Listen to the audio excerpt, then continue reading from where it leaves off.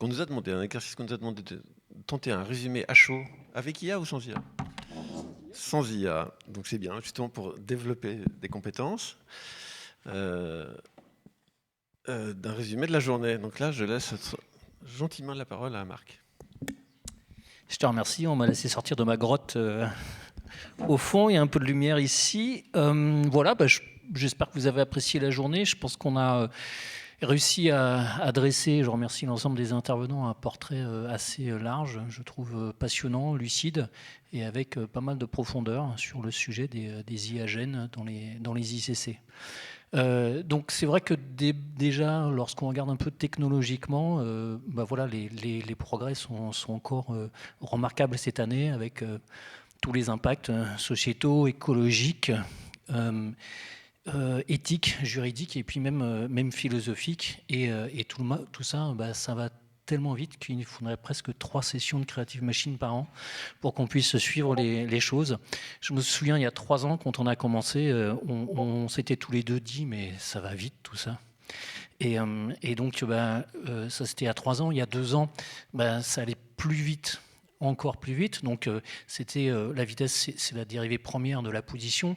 Là, on était sur la dérivée seconde, donc c'était l'accélération qui allait de plus en plus vite. Et du coup, cette année, on se retrouve sur la dérivée troisième de la vitesse. Ça va encore plus vite. Et la dérivée troisième, c'est ce qu'on appelle le jerk. Voilà. Et donc, cette année, ça sera l'année du jerk. Donc, on jerk de plus en plus vite. Voilà. Très bien. Voilà. Donc, on se rend compte aussi que...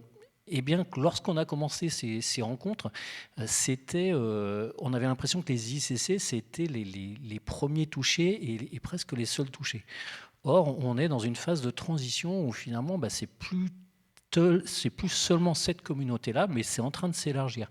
Donc, bien sûr, il y a toujours des questions, bien sûr, il y a toujours des enjeux, il y a des inquiétudes, mais peut-être que la bonne nouvelle, c'est qu'on n'est plus tout seul dans cette inquiétude. C'est que l'ensemble des métiers vont être impactés par les IAG, et donc il y a sans doute des réflexions de fond à avoir sur l'organisation de la société, l'organisation de nos relations, la façon dont on collabore, la façon dont on travaille et la façon dont on crée.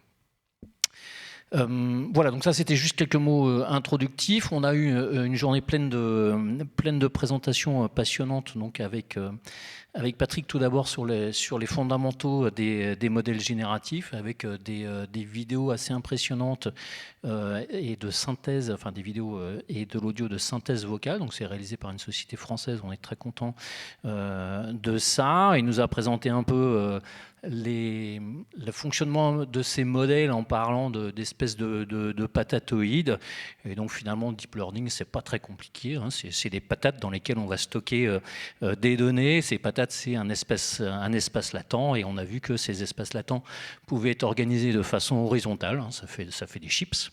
Ou alors de façon verticale, ça fait des frites. Ou alors sous forme de patates sautées. On crée des tokens qui sont des entités discrètes à l'intérieur de ces représentations. Donc peut-être que pour l'avenir, c'est un bon angle de prendre l'axe culinaire pour expliquer comment fonctionnent les IAG. En tout cas, ce qui était très intéressant, c'est qu'on a vu qu'il y avait une véritable ouverture vers des enjeux sociétaux.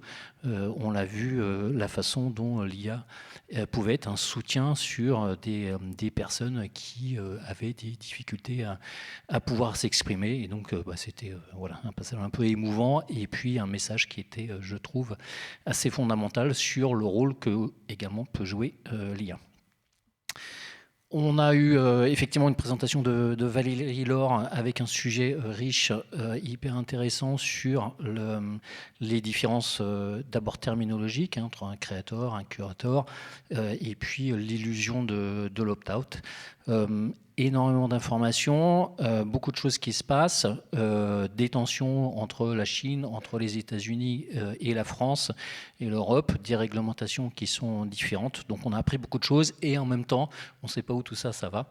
Ça reste encore très très flou. Voilà, dans l'après-midi, on a vu ces jams qui ont été réalisés pendant les week-ends. C'était bluffant, c'était drôle, c'était très créatif. C'est une dynamique qui est très impressionnante entre la première jam qu'on a eue avec les résultats qu'on avait et puis la forme de cohérence qu'on arrive encore à avoir aujourd'hui. On peut imaginer dans 3 ans, dans 5 ans ce que ça peut devenir. Et puis il y avait cette notion un peu de lâcher prise au sens où on avait des créateurs qui étaient avant vraiment pixel perfect, qui allaient chercher la couleur de chacun des pixels et qui allaient vouloir le contrôler, à une forme de lâcher prise. C'est-à-dire les créateurs se disent finalement je collabore avec un outil, il y a une espèce de flow mental d'interaction avec l'outil. Alors est-ce que c'est une nouvelle façon de créer? Est-ce que ça va évoluer de cette façon-là, ou est-ce que les outils vont devenir suffisamment contrôlables pour qu'on puisse revenir à du pixel perfect? C'est des questions ouvertes mais qui sont intéressantes. Voilà, on a eu des présentations avec MPC et de Mill, et en particulier autour de Meshroom, qui est un outil qui existe depuis longtemps et qui est très intéressant parce qu'on a vu la façon dont cet outil initialement de R&D a pu impacter en interne la production et la façon dont toute la production s'est organisée autour de cette technologie. Et puis chez Irrational, qui ouvre un âge d'or de la création avec l'IA, les vidéos étaient assez impressionnantes. La possibilité de créer des insertions en quelques heures, quelques jours, à la place de quelques semaines. Donc des cycles d'itération qui sont de plus en plus rapides. Alors forcément, c'est destruction, création, ça peut détruire des emplois, mais ça crée forcément aussi des marchés parce qu'il y a des productions qui vont se faire parce qu'elles vont se faire des tarifs beaucoup plus petits qu'avant. Et donc ça, ce qu'il n'était pas possible de faire hier parce que c'était trop complexe ou trop coûteux, ça deviendra possible aujourd'hui. Voilà, et c'était également intéressant parce qu'on a vu qu'en plus de pouvoir réduire les durées de production, ils arrivaient à réduire les acteurs sur les plans.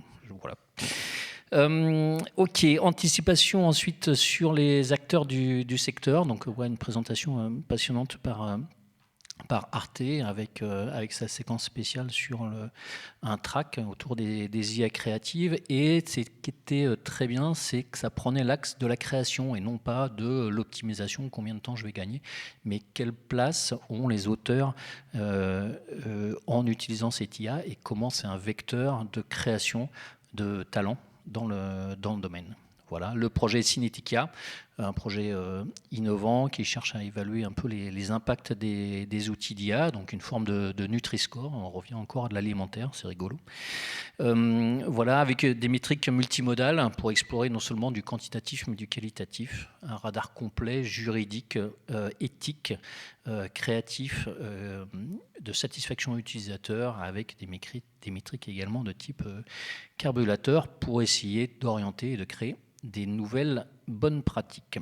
Voilà, un lien formation-recherche avec Pascal Guel, qui a mis en avant les innovations technologiques, et avec la création de ce master Extended Cinématographie, qui va permettre de former des élites.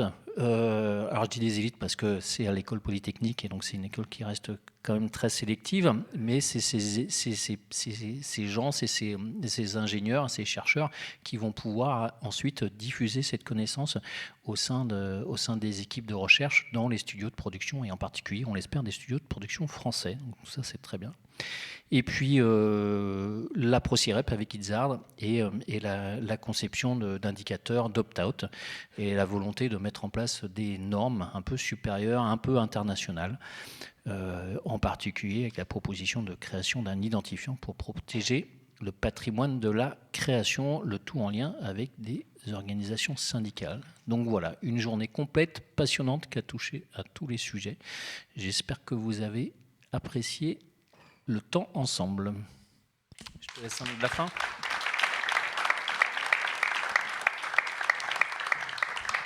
Voilà, avant de vous encourager tous à démarrer ce festival d'animation, Festival national du film d'animation qui démarre réellement ce soir, avec une soirée cocktail d'ouverture et soirée d'ouverture qui commence à 18h30 au Champ Libre, juste à droite en sortant du bâtiment.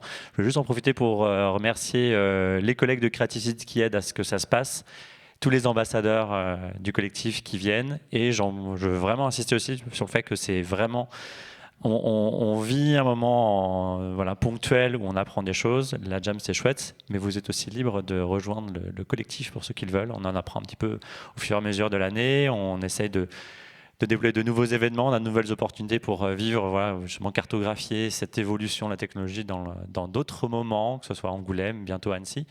Donc voilà, c'est une équipe de bénévoles. On a différents soutiens de la part du CNC, notamment de la ville, la métropole de Rennes pour venir ici et bientôt d'Annecy pour venir durant le festival. Voilà, vous êtes les bienvenus. On apprend pas mal de choses et on passe de bons moments ensemble. Voilà, donc bonne fin de journée.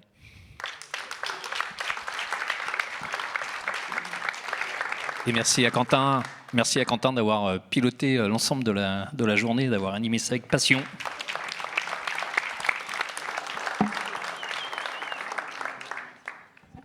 J'en retire qu'il faut que je dépose Nutri-Score et Radioactif. Il y a Radioactif, hein, c'est ça.